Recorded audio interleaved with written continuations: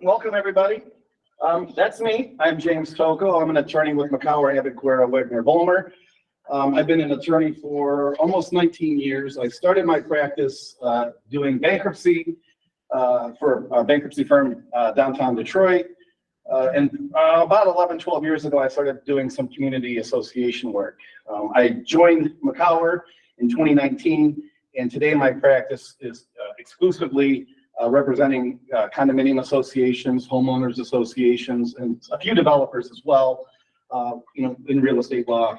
And I'm happy to be here to present this presentation for you guys.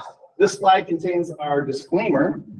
The presentation is providing general legal information, and it's not specific legal advice, and it should not be taken or used for any specific situation. You should consult your legal counsel before taking any action or making decisions concerning the matters that are contained in the presentation.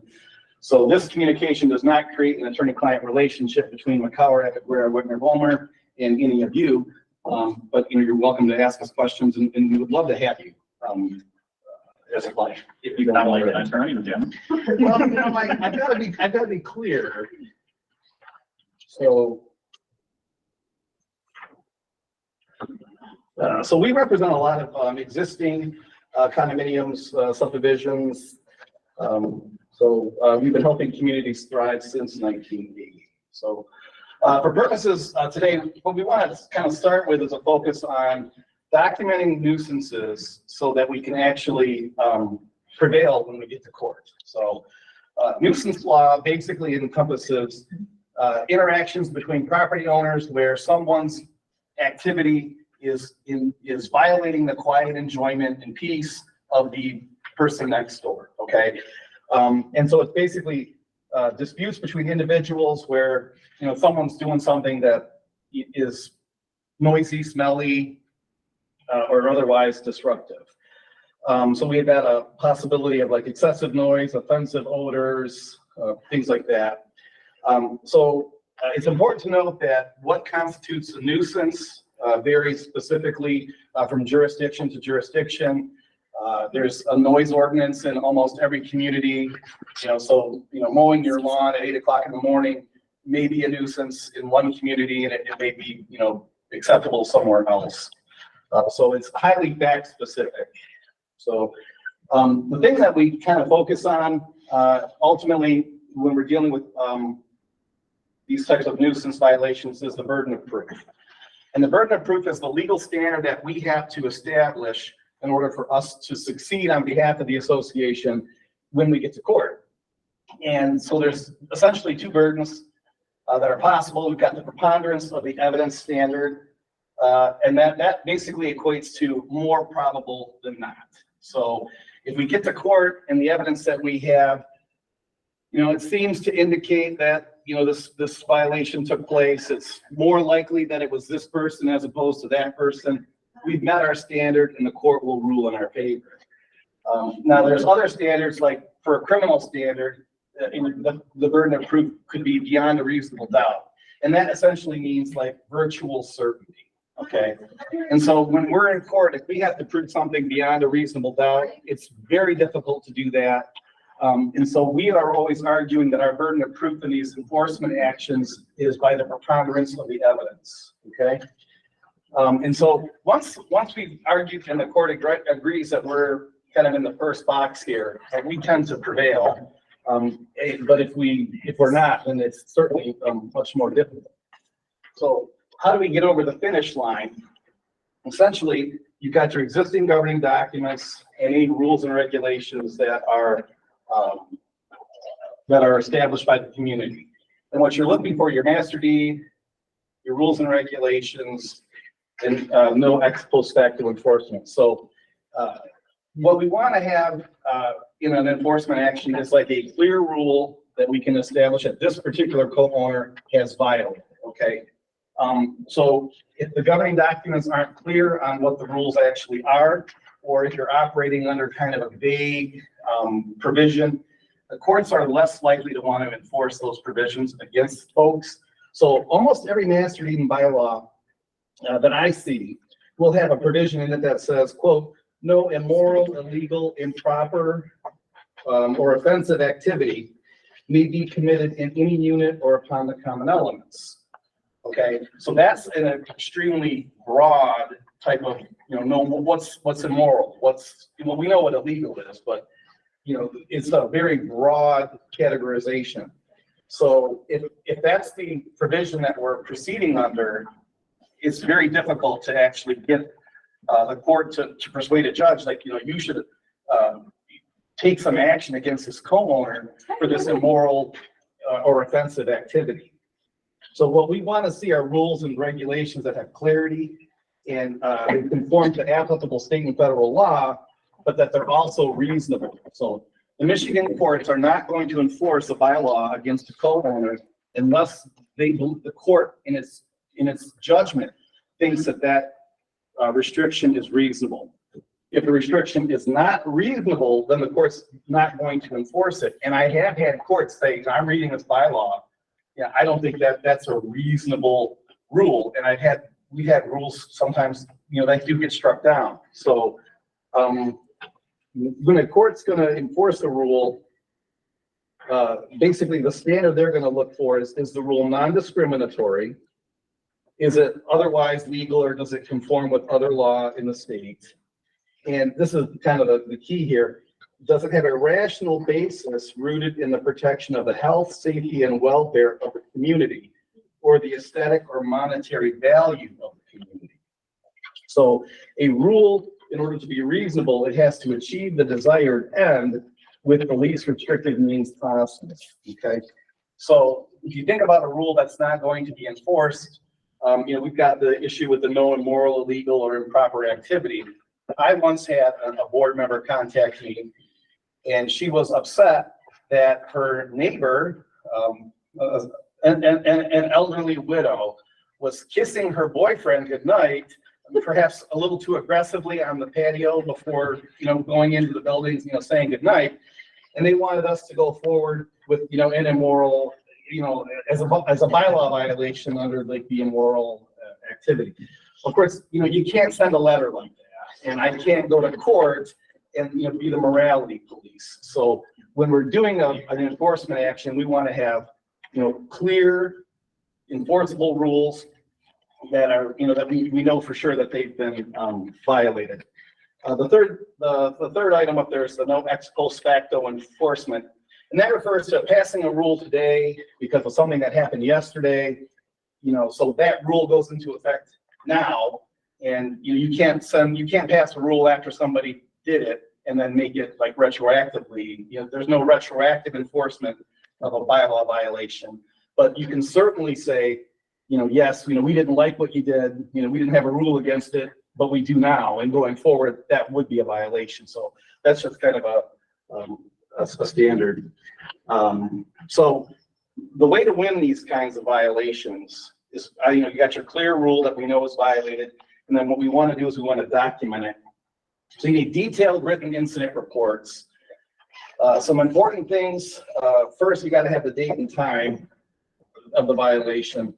And to me, these things need to be documented as contemporaneously as possible with what transpired. A lot of times what we see is like somebody reports something to somebody else, and then like the board meeting is in 3 days, and then they tell a board member, and then they tell KS, and by the time I get it, it's like 2 weeks after the thing happened, and it's like third hand down the line. Courts hate that. If you want to have a winning case, we want to have stuff. We can have records that we can show. You wrote it down, date and time. The courts are very specific about things like that.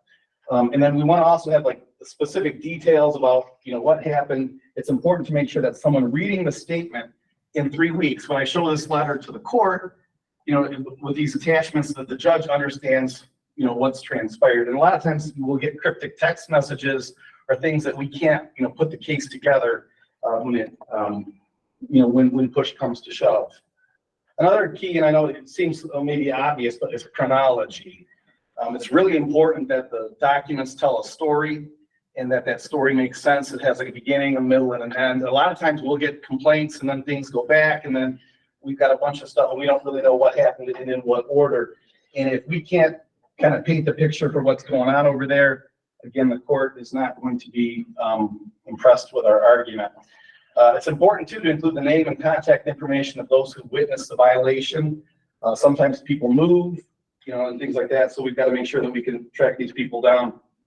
And then lastly, police reports, I put whenever appropriate. Okay, so if there's been some kind of, an assault or, a threat or something like that, police reports, they can really kind of help bolster the case. You get the officer comes out and talks to both sides. Sometimes people get cited. Those things are really helpful. But I kind of put an asterisk on whenever appropriate, because we don't want to be seen as a board bringing the police in for something that's clearly not a police matter. So someone's hanging a flag in a window, or a bylaw violation that doesn't raise to a civil offense. It's not advisable to invoke the police for something like that. May I ask a question here? Yes. Is it appropriate to even involve the police when you're on private property? And will the police even come out for making a report on something that's a bylaw situation? It really depends. Parking, it could be yes. It depends really if there's an ordinance that's been violated. A lot of times, I'm thinking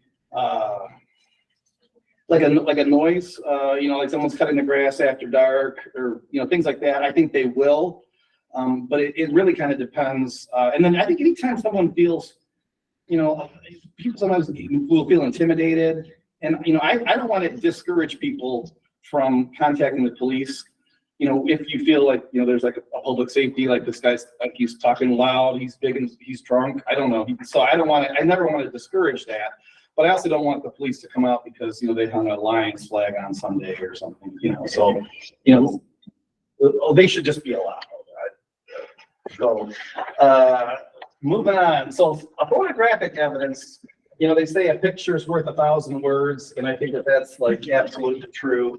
If you can show, this is what everybody else's lawn looks like, this is what this guy's lawn looks like, it really helps to make the case. Videos, obviously everybody now has a camera on their phone, it takes video, but it is important with these videos that you actually get a handle on that the violation appears in the video. I can't tell you how many times I get a video, I watch it and I'm like, what was the violation? Like I missed it. And so you have to have kind of compelling evidence if you want the court to take your side as a board.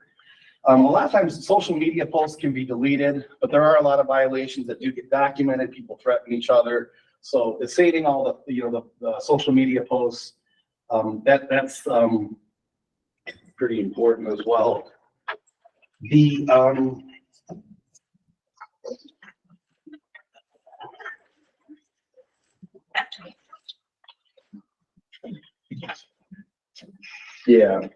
I guess the only thing I would want to say, for audio recordings, I've had a few, again with the video, people like to complain about like noise complaints. And so I had somebody send me like a 10-minute long voice recording on their phone. And the voice recording goes on for like 9 minutes and like 30 seconds of like utter silence. Then you hear like a boom, crash, bang, and then like it's over. It's like, okay, so like the person next door dropped a pot of water. Like it doesn't establish, you want your evidence to really like establish the violation. And if you're proceeding without like the complete picture, it's tough, because what courts are doing with these violations is they're trying to balance your personal freedom to do what you want in your own home with, your neighbor who has to listen to it or smell it or hear it. And so it has to really rise to, it has to be a serious or like that a normal person would be annoyed or bothered by it. And if you don't reach that standard, you're not going to win the case. So, again, social media posts, physical evidence. I've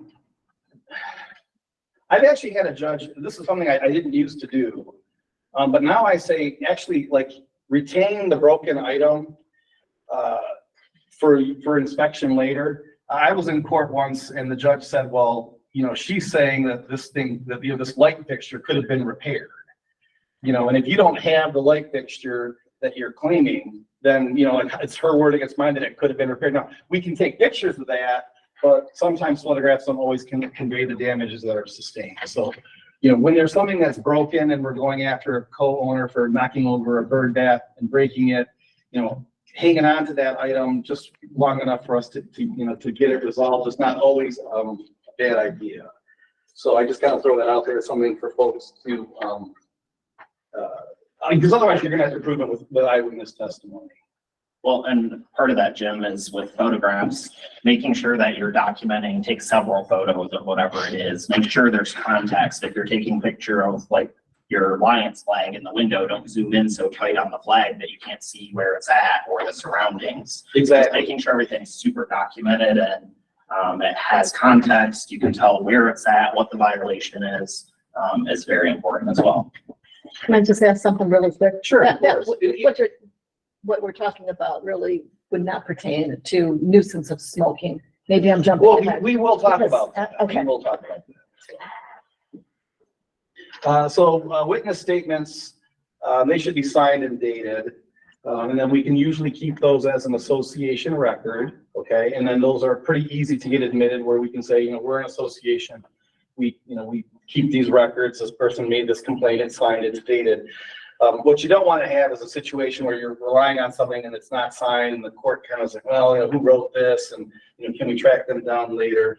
So I always say collect statements from witnesses to observe the violation, as many as possible, to collaborate and corroborate, and also to provide different perspectives because different folks will describe things in different ways. And it kind of helps to give the court like a full picture of what happened. So having multiple witnesses, multiple statements really, that tightens up the case a lot. And then it allows us to also say, it just wasn't one person. Sometimes you've got the person and they are super sensitive to this one thing.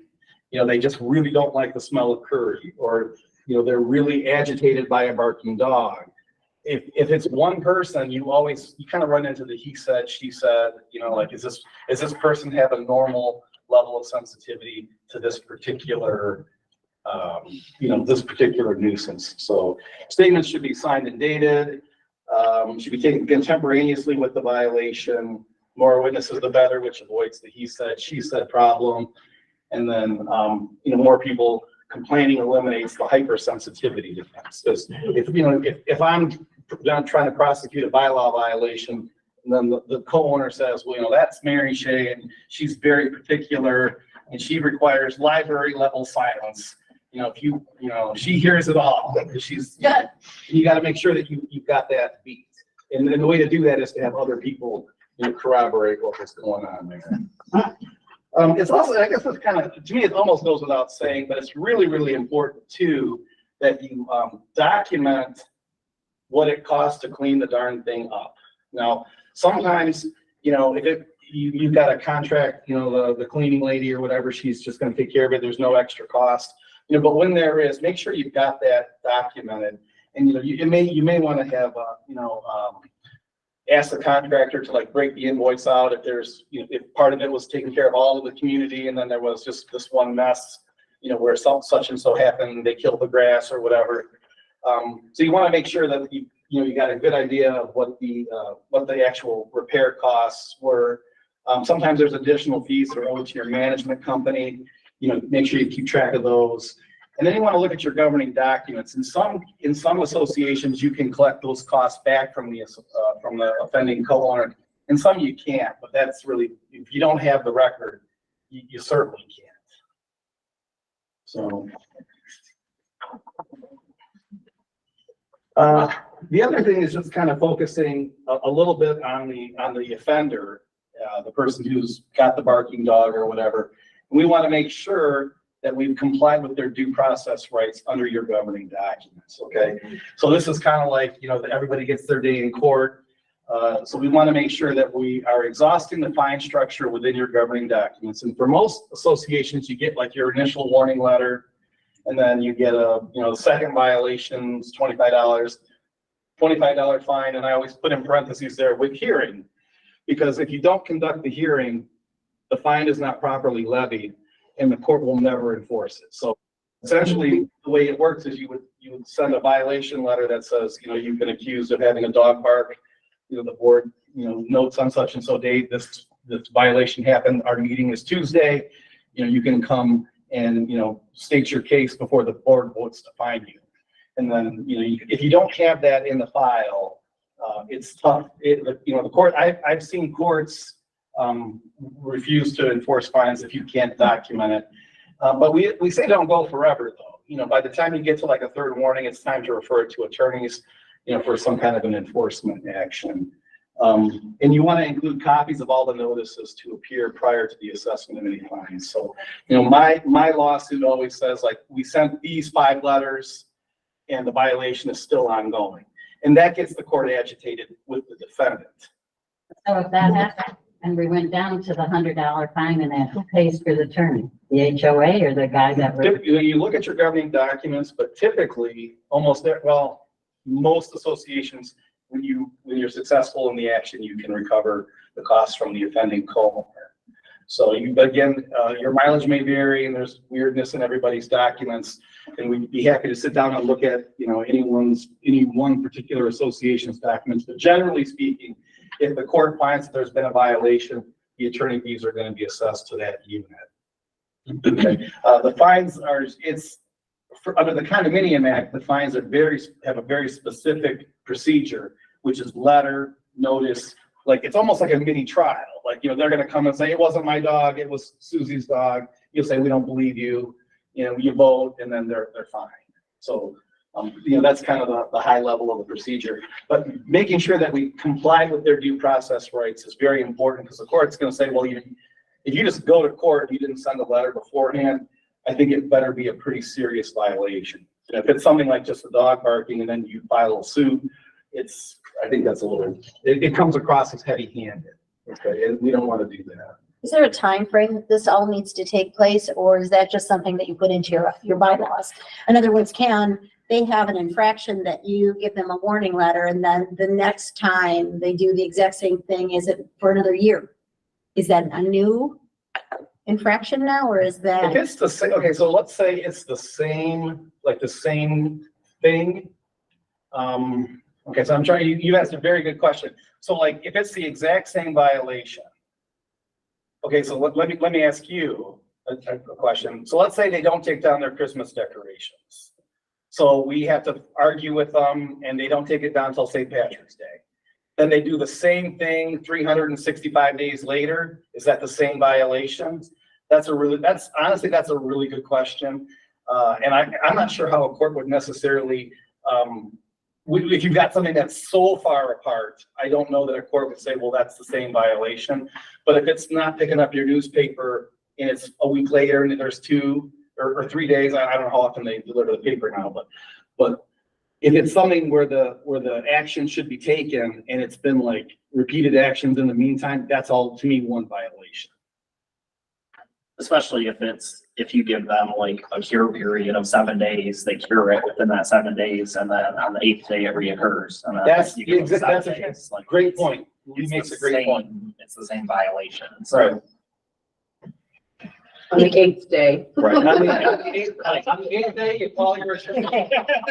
On the 8th day, call your attorney and provide it with the items set forth in the prior slide. So when I get these violations, I want to be able to say, I got 3 or 4 people that I can call who can describe to me what they saw. They actually saw the violation or like reasonably knew whose garbage can it was or whatever. And so that way we can send a letter and move forward. But if we don't have good records, the courts are they're inclined to side with the homeowner, I think is in general. We can't really establish, because we're supposed to be like the professionals, we're the board, we've got a management company, we've got attorneys, our case needs to be pretty tight. So I want to throw in here, this challenge is in, when you're going to court on some of these violations, you have to sort of deal with it.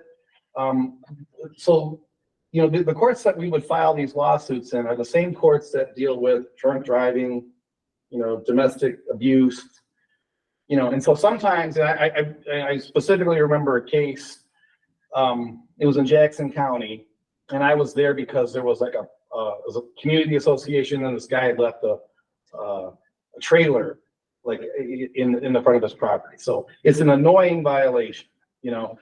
But I walk in the courtroom and like, they're literally sentencing somebody.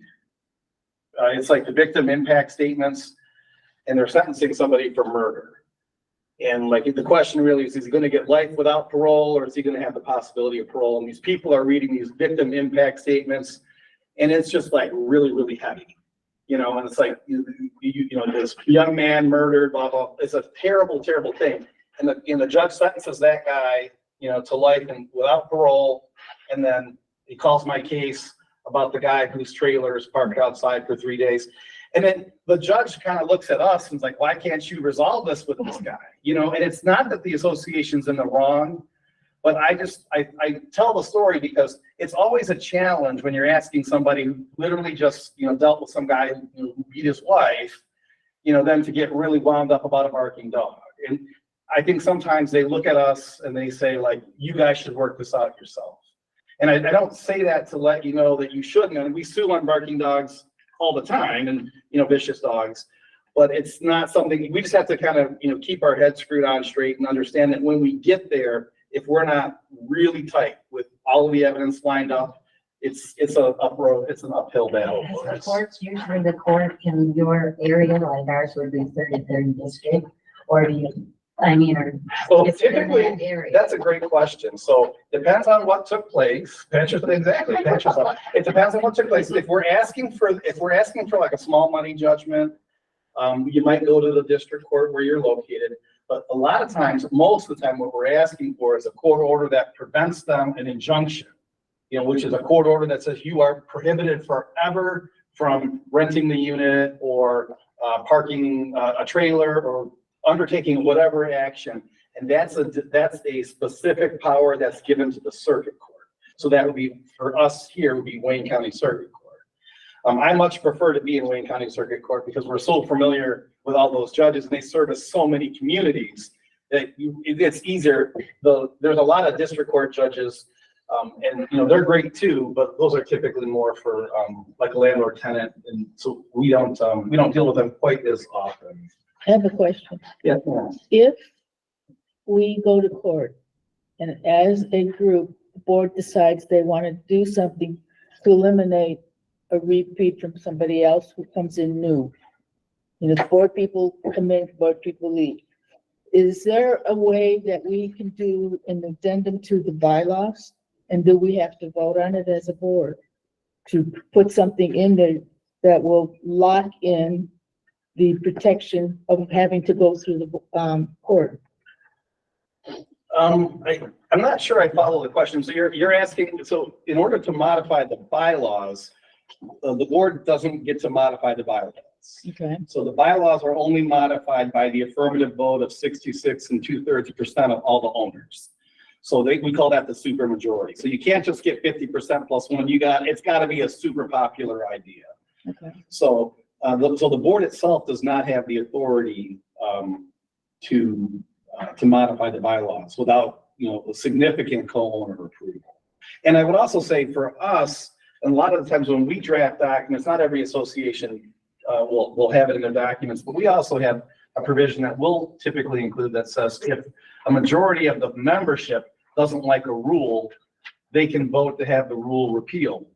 Because, you know, we want to make sure that the rules that the association is putting in place, at least the majority of us all want to live under, because it shouldn't be tyranny, right? It should be, you know, we're voting for these folks to represent us.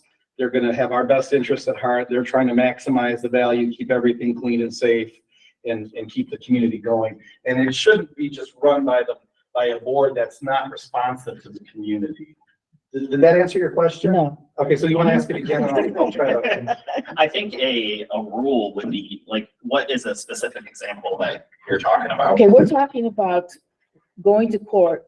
I'm talking about how do we prevent it from happening again down the road? What type of thing are you going to? Whatever we're going to court for.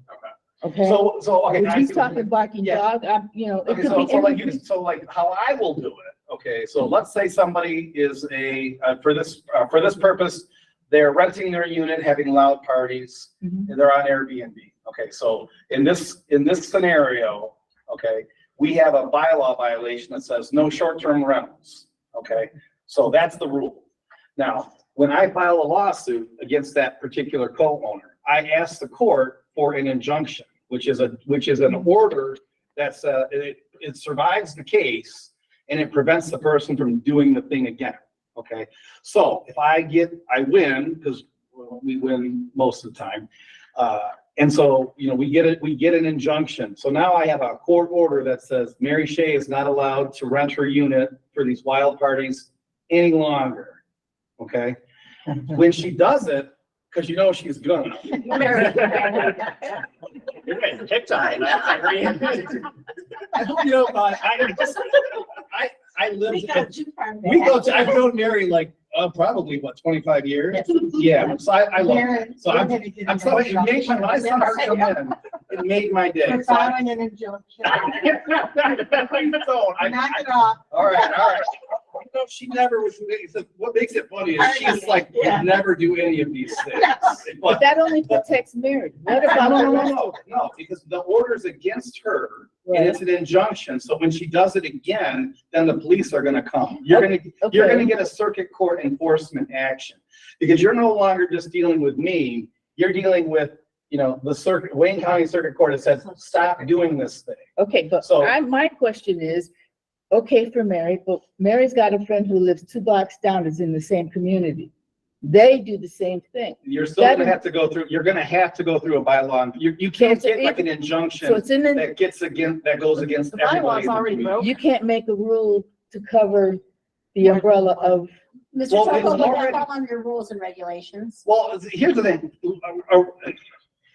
Typically, all right, your strongest position is when there's something the co-owner's doing that's violating like the written, either the law, okay, so if something's illegal, you're on very strong ground. The court's not gonna give us a hard time. They're doing something illegal. If it's against your bylaws, you're on not as strong because, you know, your bylaws might be, you know, sometimes bylaws are ruled unenforceable. The rules and regulations, they are stacked below that, but they're still enforceable because the violation of a rule is itself a violation of that particular bylaw. So if you can convince a court that this is a reasonable rule that's here to enforce, you know, something, you know, to promote the community, you know, safety, you know, there's got to be some reason for it. It can't just be, you know, a completely arbitrary rule. But if it is, the court will enforce it.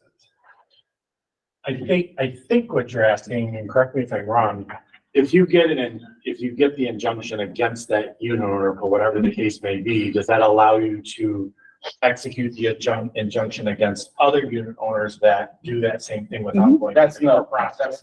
that's No, no. you start over. It's individual. by Okay. I think that's what you were asking. That is exactly, thank you. Well, thank you for clarifying it. I'm sorry I didn't quite follow the question, but It's okay. Trying to get an injunction for the teacher. you can't do that, right? Because in order to, so you have to bring, you have to have everybody, you want to avoid picking on people. Mary, yeah. Mary. Sauce for the goose, the sauce for the, you know, And we have witnesses. it's being recorded. That would be a very strong case. When I saw you walking out, they told me you were coming, and I was so happy, and then you came in, and I didn't. Changed your mind. Right. Actually, Mary's the reason why I got into condominium law to begin with, so, I thank you. It's been What great. did she do? I mean. I want to tell you, I was in law school, and I came to my annual meeting, and Mary was like, you need to run we need someone, you know, and then she basically forced me on, and it was great, and like I said, I went into bankruptcy, and then, you know, working with Mary, she brought me over to the dark side. I never looked back. So consistent enforcement is very important. There's nothing I like better than when I'm accusing somebody of doing something and they say you're picking on me, and then I take out 58 other letters that I've sent to other co-owners in the same community for the same violation, and then I say, Your Honor, you know, here's every other person that's done it. We write them all. And so the consistent enforcement, we're not picking on people. And most importantly, we treat all owners, co-owners, tenants, occupants similarly. Okay, so we're not going to have a rule that says co-owners can have dogs, but renters cannot. Okay, that's not consistent enforcement. And so I would just say, you know, proper documentation is kind of the backbone of a strong case for the community association in any of these legal disputes. You got to keep your, you know, make sure we know, you know, document what happened, who did it, who knows about it, how much it cost us, and then that we went through the proper steps. And if you do that, then that's kind of your key for enforcement. And then we're going to kind of now pivot now to effective board leadership in these enforcement actions, okay? And the community association boards, they play a pivotal role in maintaining harmony and order within a community. And as leaders, they often face complex issues that require strategic resolution. So I think a key component of effective leadership is establishing clear authority within the community. Sometimes what we'll see is a board that is like deferring to management. And so management is really, in my view, and they're there to assist the board, but under the Nonprofit Corporation Act, you know, the board of directors is the decision maker. So, you know, it's Michigan compiled law 450.2101, like it's clear. The Nonprofit Corporation Act says these associations are run by their boards. So when there's a decision to be made, it's not really the decision of chaos or the attorney, it's the decision of the board. Okay. And when the board, you know, takes that leadership role, makes a decision, knows what's going on, you know, that's what makes these enforcement actions successful.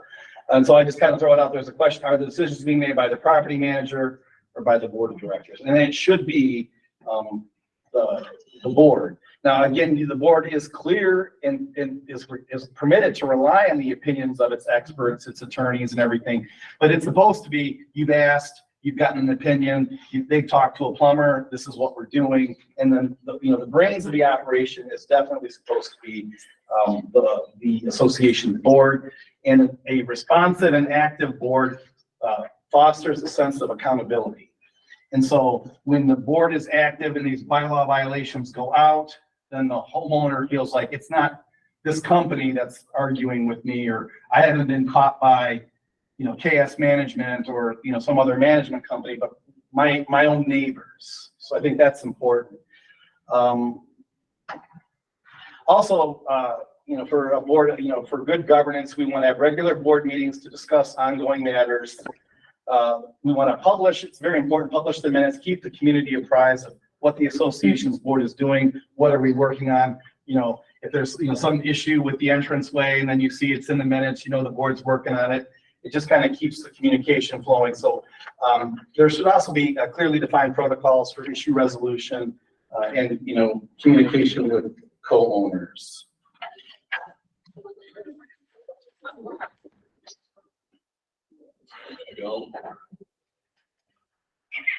So we're moving on to effective communication. So I think communication is the cornerstone of leadership.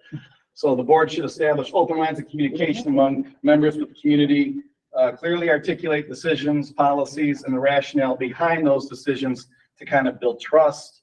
And, you know, effective communication fosters a collaborative environment and enables the board to address, you know, complex issues with a unified front. You know, a lot of times, you know, the board doesn't, folks don't know, what are we doing on that? And somebody thinks this. So we want to, if these things are all in writing and in the minutes and folks are, you know, kind of get all on the same page. So confidence in decision-making requires the boards to really have a good grasp on an understanding of the community documents.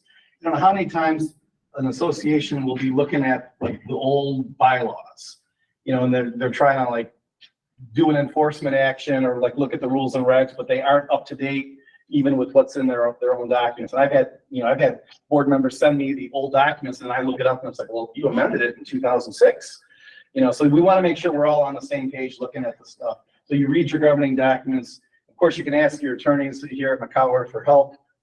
We'd love to assist.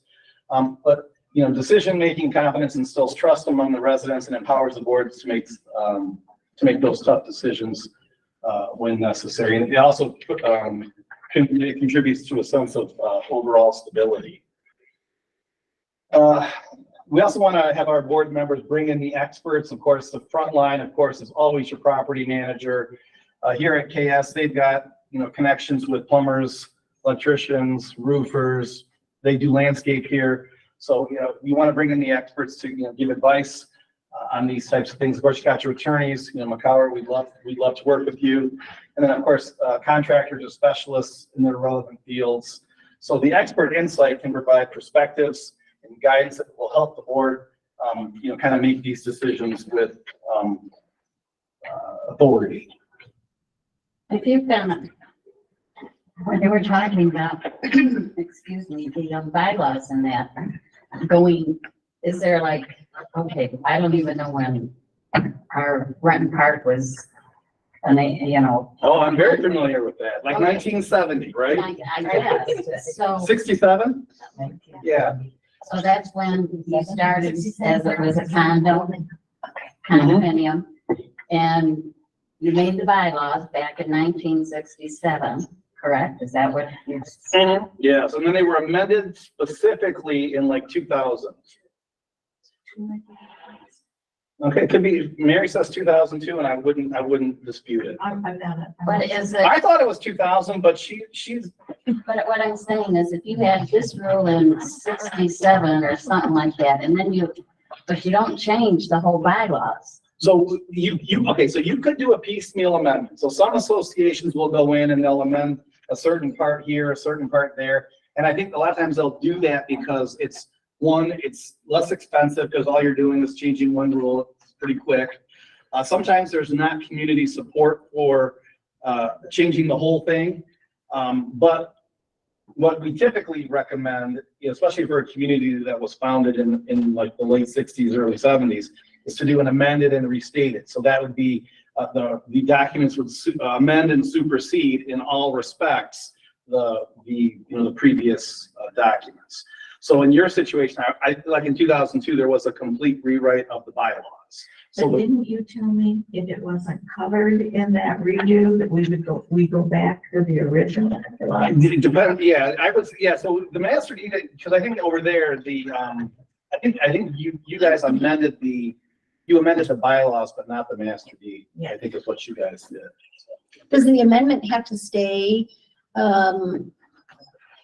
does it no longer become an amendment 10 years or 15 years down the road? You're going to redo your bylaws, you're adding something. Can that addendum or amendment now become part of the bylaws?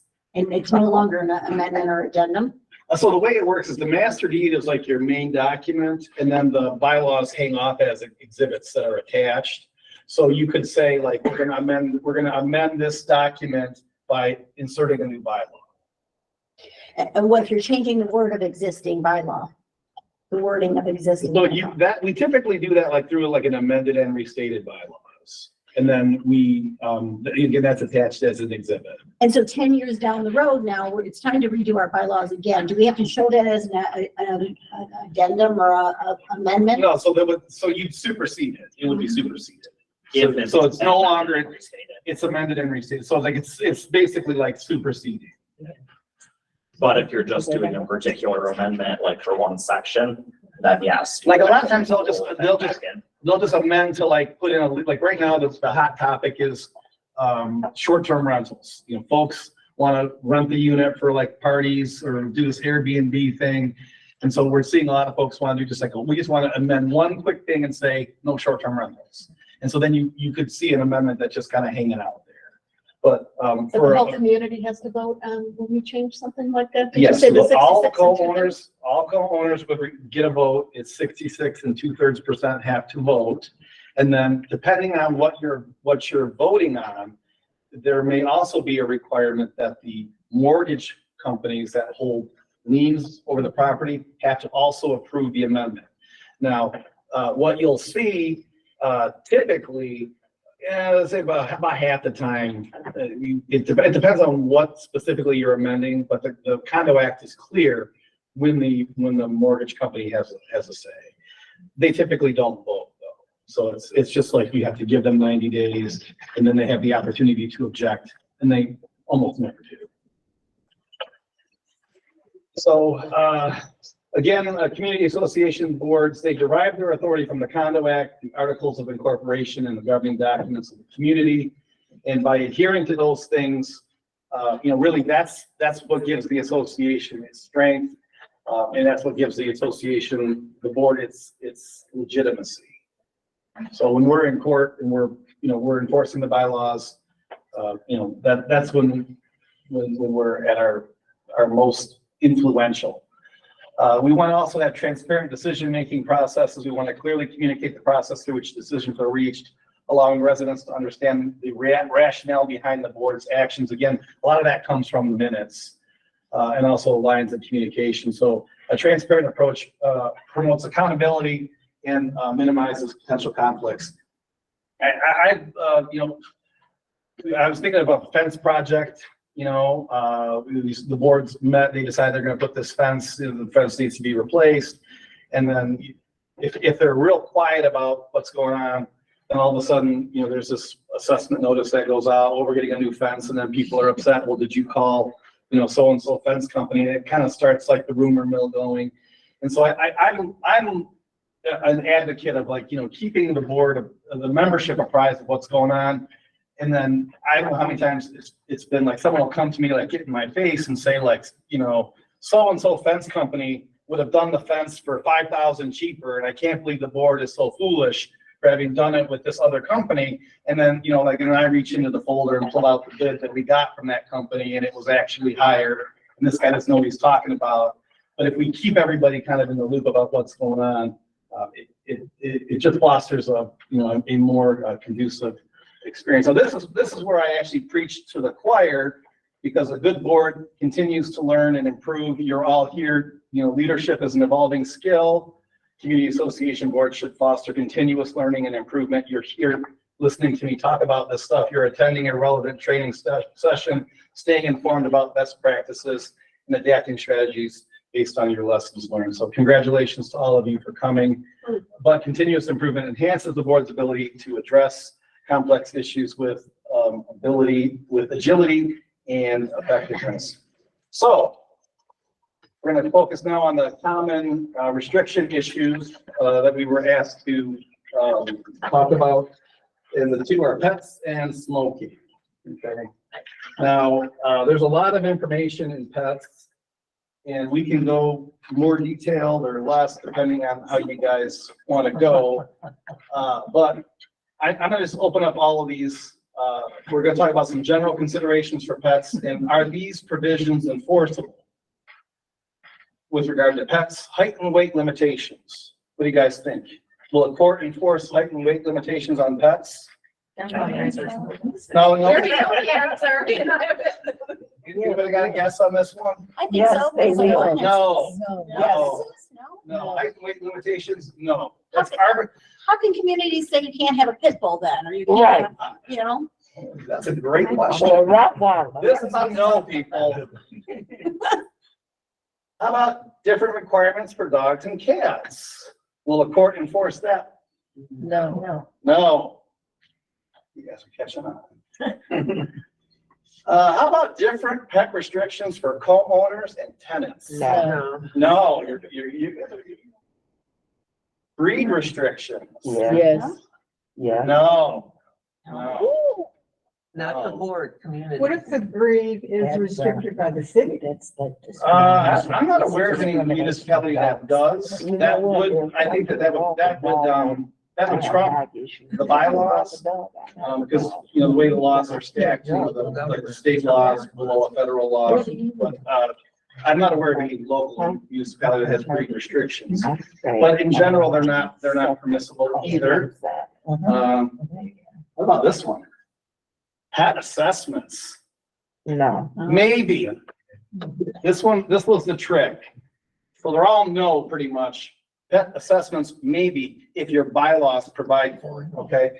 So, essentially, condominium bylaws can prohibit the number of pets or ban pets altogether.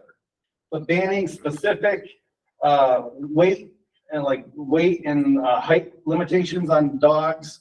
Courts have ruled in the Michigan Court of Appeals in the case of Bear Creek Village versus Clark. This was a 1989 opinion. The court ruled again, and like I said, when we were talking at the beginning, you know, the court's going to enforce rules that it thinks are reasonable, right? The rule has to be reasonable.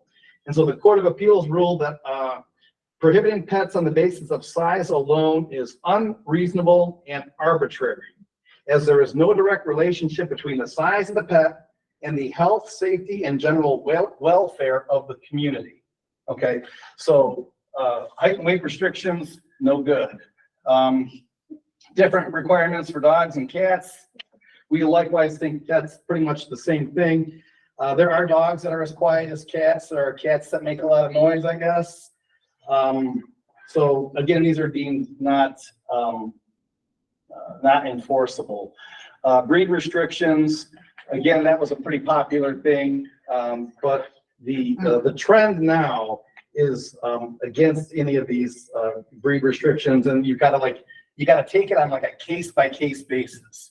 You know, I know this dog's a good dog, even though it's like 92 pounds. You got this little yippy dog that, you know, fits in the purse, it bites everybody. You know, so we're gonna have to kind of deal with these on a per person, per incident basis, so.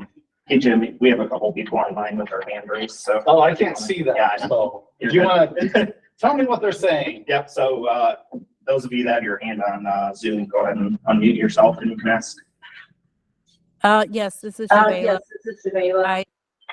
Welcome. We do have, thank you. We do have the We breed do have the breed written into our written bylaws. into our bylaws. It's been since Okay, our inception, so- 2004. 2004. Okay, so the fact that you have it, okay, doesn't mean that you've got to amend your bylaws.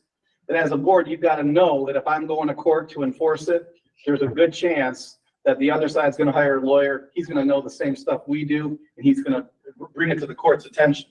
Now, sometimes, you know, you might want to try to enforce it as it's written, you know, and see if anybody, I don't know, somebody maybe they won't know, you know, but I always want my boards to know what I think the court's going to do.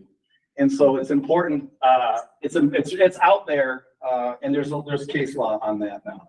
So, but again, I don't think you need to necessarily, having it there doesn't hurt you, right? Because we're not going to go to court and ask to enforce it. If we did, we know that there's a good chance we're going to lose. So I feel like it's not like something where now there's an emergency and I got to like take this provision out, so to speak. It can kind of just hang out there until we, you know, do an amendment in so many years. I'm sorry, what was her? Okay. Her Because question one, was that her question was that her bylaws Because what- contain that. They contain these restrictions, some of these They restrictions. have like And a we- breed restriction. we did have an incident incident a few years ago a few years where ago, one of where the one of the restricted breeds restricted breeds was was, in the ownership of a co-owner. Of the co-owner. And he went to the court He and went to the court and claimed that the claimed that dog the was the dog was a comfort dog, a comfort dog. even though it was I'm a, gonna cover emotional support animals in a minute or two. So I think it's actually like the next slide. Let me do this to answer your question. Pet, we've got next we have like assistance animals. So do these restrictions even matter? And really not for emotional support animals. So associations are required to grant reasonable accommodations to disabled residents under the fair housing laws that will allow them to keep assistance animals. Okay. Assistance animals are distinct from service animals, and they require no specific training. So you think of a typical service dog would be like a dog that's been trained to help someone who's blind, who can run to the refrigerator and bring you whatever people get out of the refrigerator. Then an assistance animal is not necessarily specially trained. It's just an animal that provides comfort. And typically you'll see that with a person who's got an anxiety disorder and, you know, petting the dog or whatever the animal happens to be. So so there's two different categories. Is there documentation that they need to have that? Yep. So we'll get there. So we want the association to be careful when they're asking for information to substantiate a disability. And then the overarching goal is to ensure that there's equal opportunity for everybody to enjoy the premises. So under federal law, the association has to grant a reasonable accommodation, which would be to allow someone to have a pet that wouldn't otherwise comply with the pet policy. And in order to do that, the homeowner would have to prove basically 5 things: that they suffer from a disability within the meaning of the Fair Housing Act, that the association knew about the disability, that the homeowner requested the accommodation, that the accommodation was reasonable, and that the association refused to make the accommodation. Okay, so if those 5 things are proved in court, then the association's on the hook for housing discrimination in federal district court. It's a serious matter. Okay. The key distinction, again, between like service animals and assistance animals, it really keys in on what they're doing. Under the assistance animal, there's really, it could just be like any old dog. So what I see happen, an awful lot of the time is that, someone gets a violation letter and then they turn around and say, well, it's not my dog, it's my emotional support animal. And when that happens, then the association has to make an inquiry to find out, okay, is there a disability here? Okay. So the association is allowed to ask certain information to get at, because it's not like if I'm in a wheelchair, it's obvious what my disability is. But if you just look at me and I have anxiety, you're not going to necessarily know that. So the association is permitted to ask information that is necessary to identify, that the person has qualifies under the act, so that they have a physical or mental impairment that substantially limits some life function. And then we can ask the person to describe what the accommodation is, and then they have to demonstrate that there's a relationship between the pet and an improvement in their symptoms, so to speak. So there has to be a relationship between the pet and some kind of health condition. So typically a doctor or a medical professional or a psychologist will be writing these letters for folks. Isn't it violating HIPAA? Yeah, I was just thinking. Okay, so HIPAA is where the insurance company is giving out information to a third party. In this instance, the homeowner is asking for an accommodation. And so in order to qualify under the law for the accommodation, they have to establish these things. So it's different. Like it would be think of a HIPAA violation like this. If I'm applying for a job at a place and then they call Blue Cross and find out I'm diabetic and I'm really expensive to insure. And so Blue Cross tells them that I'm diabetic and obese. And so they don't give me the job. That's what HIPAA's there to prevent the insurance company from releasing the information. A co-owner can tell you whatever they want to tell you. And in order to qualify under the Housing Act, we are entitled to ask them stuff that is tailored to hit those 3 things. That, whatever the disability is, that it describes how the accommodation is needed. And then the key is the relationship between the pet, and the disability. So when I pet the cat, I feel less stress. There has to be some kind of nexus between the two. What do you do if the person that you're asking this information for refuses to give it to you because he's feeling you're violating his privacy? Well, I think, people misunderstand HIPAA. I've had attorneys misunderstand. I'm not talking about HIPAA, I'm talking about the comfort animal. The what? I'm sorry. The comfort animal. So they need to document that they have to jump through these hoops. And if they refuse, then what recourse do we have? Well, if they don't, then I mean, they're in violation of the bylaws. Then. That would be like an enforcement action. Okay. So, My question, these bylaws you keep talking about and the people that have, animals, now how do you go about, and what are we going from there? Well, remember, when our president, We were grandfathered in, we were. right, So then as new ones, so typically, I'm familiar, so I think, and just because I live there, right, that thing said that those dogs that were on site could stay until they died, yeah, but they couldn't be replaced. Right. So, but that was before I was born, and I'm 47 years old. Them dogs are all dead. But they shouldn't. That's the thing. They shouldn't. So the question becomes, can you deny an assist? So can you deny an assistance animal? Okay. Now, I always talk about, this one's I think I'm pretty funny. What about my emotional support boa constrictor? So I really like, when he starts, wrapping around me, that really makes me feel comforted. Can you deny something on a plane? I remember Ellen had to joke about the person who took a peacock on the plane.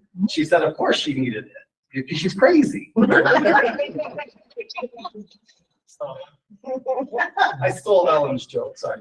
So the question becomes, is the animal unique under the Fair Housing Act? Okay, so a unique animal is something like a kangaroo, something that is not a dog or a pet. Okay, a dog or a cat, some kind of a common animal. And with the unique animals, they have the homeowner then has a quote substantial burden to meet in demonstrating that the disability is needed. So in these situations, we really need these additional documents, evidence that the animal is uniquely trained to perform some kind of a task, information that the homeowner is allergic to dogs and cats, and so the stake then becomes the next most appropriate thing.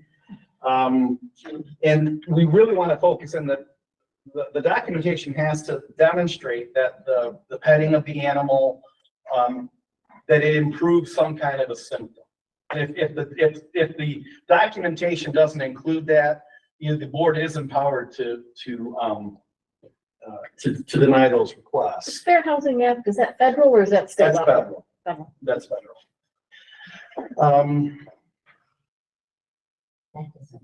Okay. Another, will the specific animal cause substantial physical damage to the property? No, granting the accommodation does not mean the resident can avoid restrictions on care and maintenance. And this one, I'm kind of thinking about like an emotional support goat. I was gonna go rhinoceros, but I think they're endangered. So the big one here is what you'll find now as a board member is a lot of this stuff is just online. They have these certifications for these things. And it's just like you go to, Pet Search or whatever, there's websites where they kind of pass this stuff out for a fee. And so, the good news is, in January of 2020, Housing and Urban Development issued new guidelines for these online certificates. And the guidance is clear, because we used to take a doctor's note. We would pretty much just say, that's a doctor's note, that's it. And then these online things popped up and it's like, well, this is not the same as a doctor's note. This is this online certification. And the government agreed. Okay. So the guidance from HUD specifically says that producing this online form does not get you out of the other steps. So you still would want to request documentation that shows how the animal, what the disability is, that the animal alleviates it. And just have them, prove that they qualify. is this just for condominiums and people that have, Yes. or is it apartments in that aren't?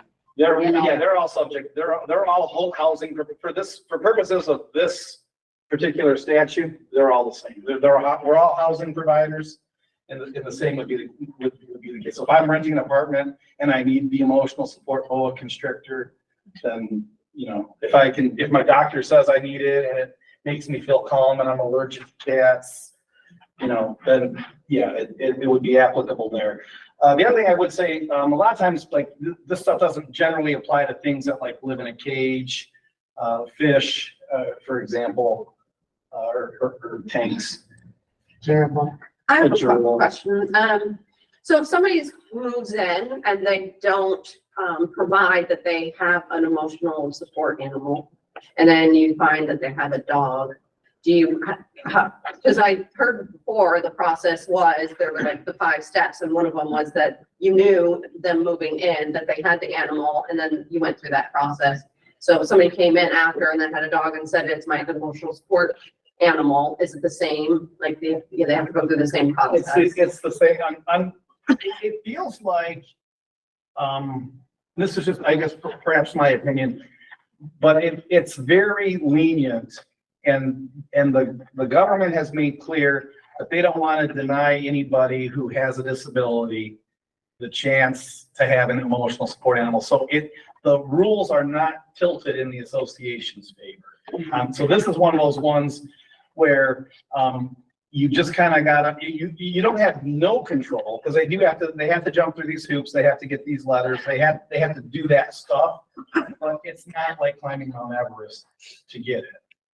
And unfortunately, we're kind of bound, by these determinations. I can't imagine a case where we would go in and say, we think, now here's an example. This is a real case, and I want to remember what city it was. It was somewhere downriver. And the person needed an emotional support animal. And their emotional support animal was a flock of, it was 5 chickens. And the association was like, okay, like, we understand that you enjoy petting the animals, so we'll allow you to have 1 chicken. And, the homeowner said, no, it has to be the flock, because if they're not all together, it's not the same.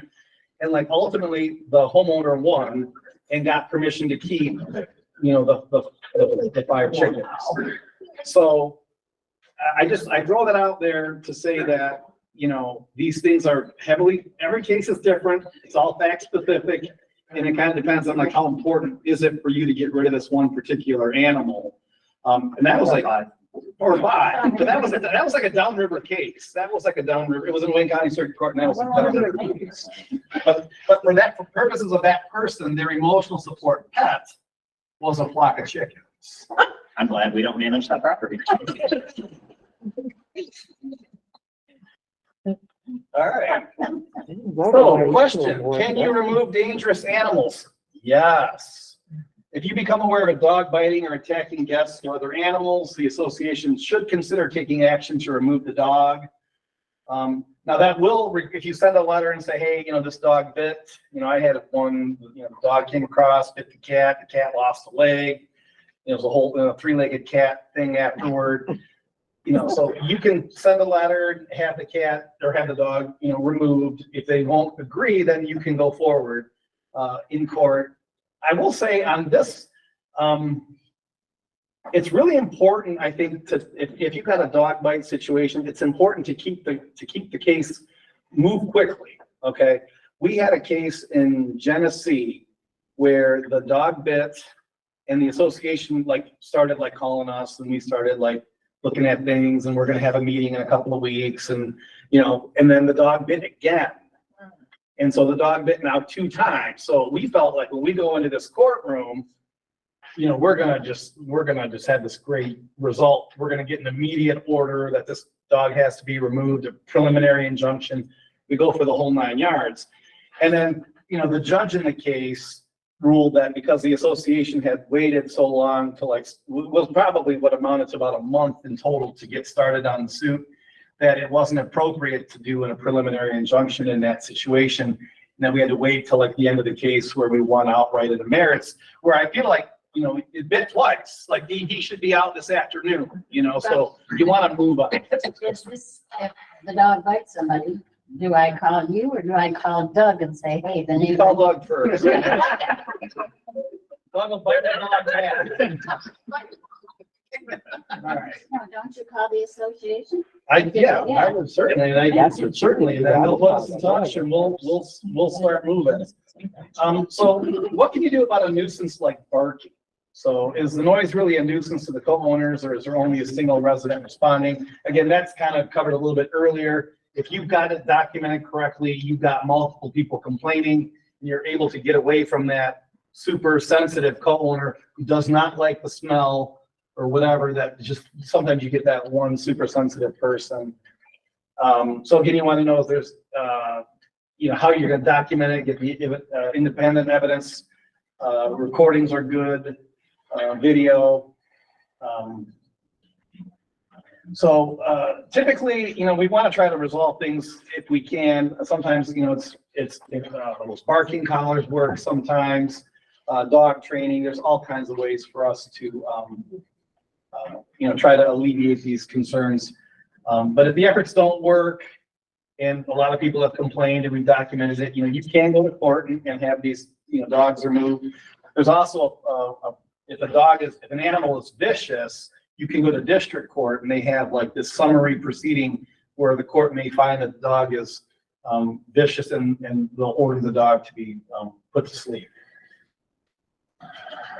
So these are so this is opposite of the other slide. These are yeses. So yes, you can have pet registration. Yes, you can have rules about tethers and leashing. Yes, you can require licensing. Yes to vaccination. And those are the yeses as opposed to the no's at the beginning. What about number of dogs? Usually, so you can. What will happen is, I think you'll see, you'll start bumping up into ordinances. So like in the case with the chickens, I'm sure there's limits on how many animals you're allowed to keep, like at the ordinance level. So for smoking, well, again, marijuana, I personally thought this was going to become a bigger issue than it actually has for community associations. But under the act, marijuana cannot be consumed in a public space or grown if the plants are visible from a public space. So for us, that means, from the street or in the common elements of the condominium. So that's a public space. So no marijuana in those areas. Get out of your flower beds. Yeah, exactly. Marijuana may not be possessed or consumed by people under 21. Smoking is, again, associations can take action against marijuana use in public spaces because the use is illegal. So that would cover your clubhouse, your pool enclosure, your common element, hallways, basements, balconies, porches, and patios. So they can't smoke on their patio. That's right. It's supposed to be under the statute. You're supposed to use it inside your unit.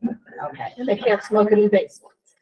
If your unit, because a lot of condos, your basement is a common element. Uh-huh. I assume if it's part of your unit, then you would be permitted to. So depending on like your particular governing document, sometimes it's the basement. The unit does include the basement. Like, it depends on where you're at. What about limited common, like your patio? That's outside. So you're not supposed to, under the Michigan marijuana law, you're not supposed to smoke So even outside. though it's your patio, it's Right. still out. I'm not supposed to be able to see you using it. You're supposed to be, even though I'm driving down 4th Street, I Oh my smell God. it. So that- All right, so under condos, all indoor common areas are supposed to be smoke-free. That's You can see. newsflash from 2010. I just got to. What about a shared garage? A shared garage. Yeah, so we have So is a that shared part, garage. Well, is there's that a part of the dwelling. unit? It's probably limited common. Yeah. Our buildings have a common door on the carport units. So we've got a common front door. And I don't see people smoking necessarily going through the patio, the thing, but the smoke sometimes comes yeah. out. Yeah, well, Yes, ventilation, hallway. with smoking, cigarettes or otherwise, ventilation is really, really key. And certain buildings have like shared cold air returns. That's like a recipe for complaints if, you got a smoker and a non-smoker, but they share a cold air return, which is how it was where I used to live. So wait, can we get back to the garage question? So it depends on, so the, One car garage, it could be part of the unit, in which case if It it's is part part of of- the, guess it's part of our. It's an You have to look at, attachment. so, okay, so. I'm living this situation with marijuana, like Yeah. 24 hours, and it's in the basement. Yeah. So what kind of a condo do you have? Like, is it stacked? Or It's, what do you got? 2-story Okay. and has a basement. Is the basement just your space? Yes, but when he smokes down the basement, it's coming up from the ceiling tiles and infiltrating to my furnace where there's an intake, and then it gets up to my bedroom. All And- around the house. Okay, Yeah. so then the question then, so then you would be operating under like the first part of the presentation, right? So is this a nuisance? Is this person's use of the property, are you super sensitive? How bad is the smell?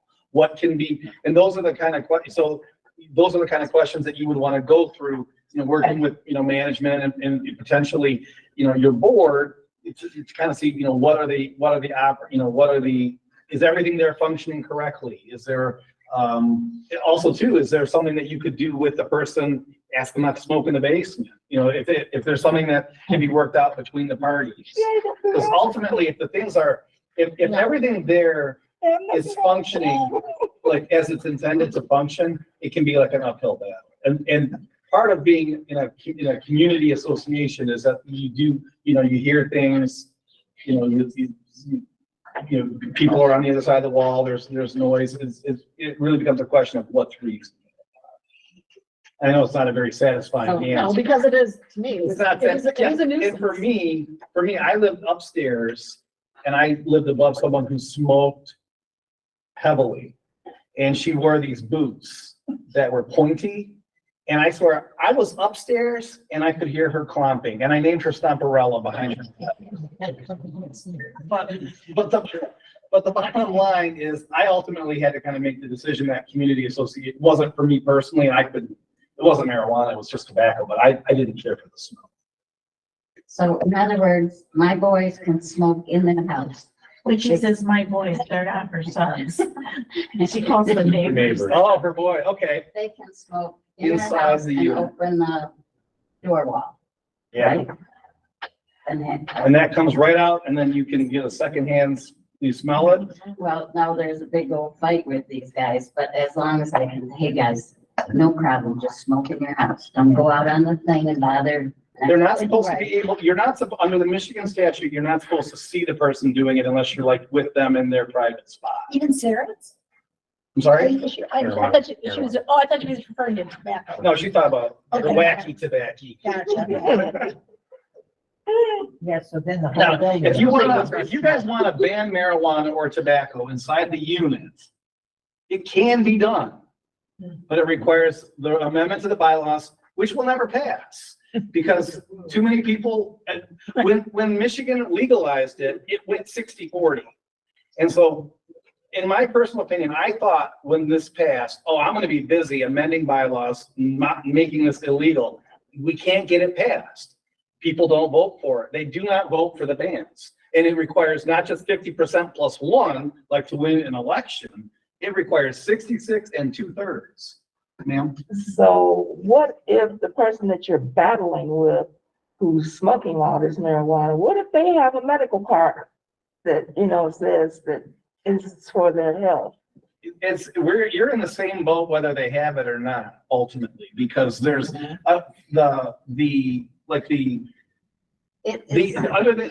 so Michigan has it legalized. Yeah, we've got. The reasonable accommodation is a federal statute. That's under the Fair Housing Act, which does not cover marijuana because marijuana is still federally illegal. Okay, so in this case, so the use of the marijuana would be treated like a nuisance. And so we would go back to, Even if is they it, had exactly, the medical marijuana yeah, card. exactly, yeah. There's not much, the medical marijuana card was helpful back before it was legalized because it allowed you to use it medically and, you know, not get in trouble under state law.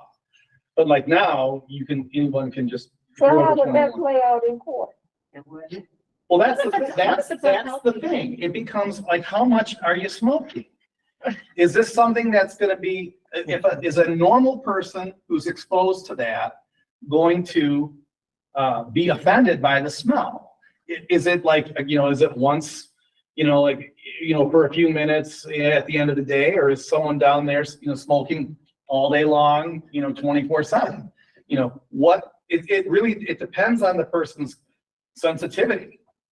And that's what, like we were talking about, like documenting your bylaw violations at the beginning. I said, the more the merrier.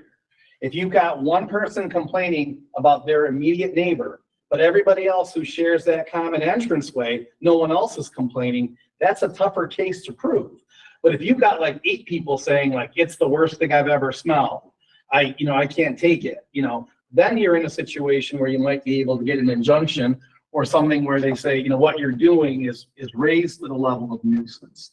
With nuisance, you're really trying to balance the personal liberties and your right to do what you want to do with your own space. You guys are all owners of that property. You paid money. That's your piece of the earth, and that's your kingdom, and you're supposed to, have your, that's your place. But it bumps up against everybody else's right next door to do the same thing with theirs. So, quick question. Sorry. You want to ask? Go ahead, you can ask your question first. So in my situation, this person is smoking it every hour on the hour, almost 24. Could be hot. It could be too much. Might not be But reasonable. what I was gonna say, they are, they live in a- How do you know that they're doing it 7:24? Because You're that's- not in their house seeing them. It's the smoke Cause I can can linger. smell it. Yeah, it can No. linger though. You'd have to visit the situation. Okay. Yeah. So anyways, he's at an end unit, I'm next to it. No one's ever gonna smell it in a unit that bumps up against on their other side because there isn't one. See, that's, It's just me, and it doesn't go next door to the lady next door. so This kind of is gonna piggyback my question to you. I think it's gonna help her is, if it doesn't come to the level of nuisance for the association or the attorneys, don't recommend, can you talk about what is the individual unit owner's personal recourse that they could do? Well, I think, Independent of the association. well, you could always, under almost every association, the governing documents provide that if the board doesn't want to take action, the co-owner could, right? So typically speaking, if the association is not enforcing some kind of a restriction, if you think it's, immoral or, unbearable, intolerable, you could also file a suit and do the same thing that the board would normally do, and that almost every many associations have that language. That's a possibility for you. But what probably needs to happen is there's got to be figuring out, like, working with your management company, where are the points of intrusion? Where is it coming in? What kind of ventilation can we do? Is that going to impact any common elements? I've been involved in cases where you could literally smell the stuff coming through, like the face plates on because it's in between the drywall, and it would kind of come out where the electrical sockets are.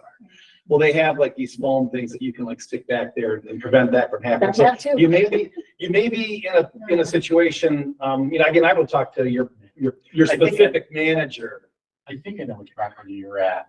And she wouldn't have anyone else on her side as a nuisance because it's only her and that unit. There's no one else around connected. So she's in a unique situation. If I'm And I've spent knowing hundreds of your- dollars on purifiers and all kinds of Yeah, things. Some to try to stuff, stop some it. stuff works, some stuff And doesn't. could it become unhealthy for me is probably the question. Yeah. It's, It's one of those things with, whenever condominium living, there's always some component, curry smell, dog bark. Mr. Tocco, I want to make sure I understand. So are you saying that the court would not weigh in on someone excessively smoking marijuana if they were a stage 4 cancer patient? They don't look at that and say, well, it's a necessity for them. Yeah, but that was before it became legalized in Michigan, Well, I'm saying today, tomorrow you might have a violation, that. I think the way to think about it is that the person's smoking the marijuana inside their unit, under state law, it's legal. And if the way they're doing it is the way the statute intends that it's going to be done, I think that it would have to bother a person of normal sensibility and sensitivity, not the person with like in law school, they call it the eggshell skull. Like if I hit you hard enough and, if I hit you really lightly and your head breaks, well, because your skull is only as thick as an eggshell. Well, I'm responsible for what would have happened based on, what a reasonable person, not this like super sensitive person. But then you raise cancer, then that's like a pre-existing condition, and then there's maybe some kind of, so I can't predict what's gonna go on in any one No, you specific just thing. said that the court doesn't look at that. It I doesn't think- matter if you have medical marijuana. It's irrelevant. You either have a complaint or you don't have a I complaint. think A suit that's or a suit, accurate. not a I suit. think that is accurate. So, again, you can eliminate marijuana from the premises in the units by getting a 2/3 vote, but it doesn't pass. You also have to consider whether you want a legacy in existing tobacco smokers, or like, say that, people who smoke now are able to do that.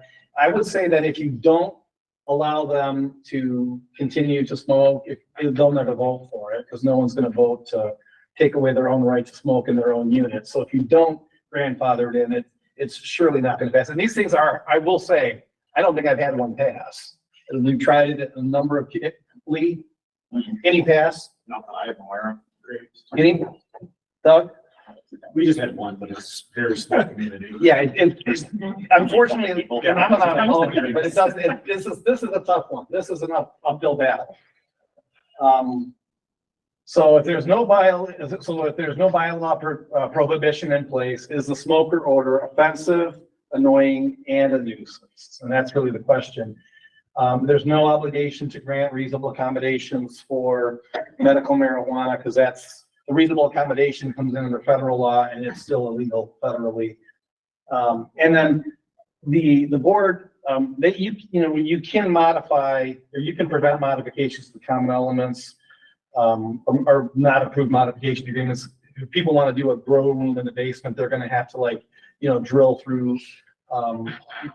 And so you can prevent those modifications, which would make it impossible to grow. That's the end. Questions, answers, 7:30, right on the dot. Nice. I think there's also the factor of potency too, because I know, like you're saying about going down 4th Street, it's interesting now that the smell that can permeate out of a vehicle that's, a block and a half away, and sometimes you I can always still assume get they're it. smoking it right there. I know. Driving down the road. It's pretty intense. One of the problems though with marijuana is, as an older person, and marijuana was there years ago, it had a smell of a perfume. Now it smells like a skunk. Yeah. And that's only because it's been hybrid. over Yeah. the years. It's not legal to smoke in the car though, as you're driving. It's great. You're only, my understanding. So why do we smell so much? I think because I think everybody's doing it everywhere. I was at the Lions. Also, understand that Yes. is, yes. you have to understand that it is also a very loud. Right, yes. And so, you may smell, that's why I asked you, how do you know that it's 7:24 that they're doing this? They can smoke a joint, put it out, and the smoke will linger for a half hour to an hour. He smokes in the garage with the Everyone has door seen him open. smoking them in the summertime. He's in the garage every hour. So. He doesn't want to. Have you asked him to I'm like, have you approached, well, let me ask I you, can't. I mean, See, I'm new here's the thing. I tried. Did you? Because sometimes honestly, when we're all neighbors here, right? Everybody's, it's a community association, and sometimes, it's a conversation between co-owners, and you say, hey, buddy, could you, phone it down? I asked Stamparella to take her boots in. Ask Bud But you know what? And she did. She had no idea that I could. That's more than things. You have to scared of that. You have to address the issues.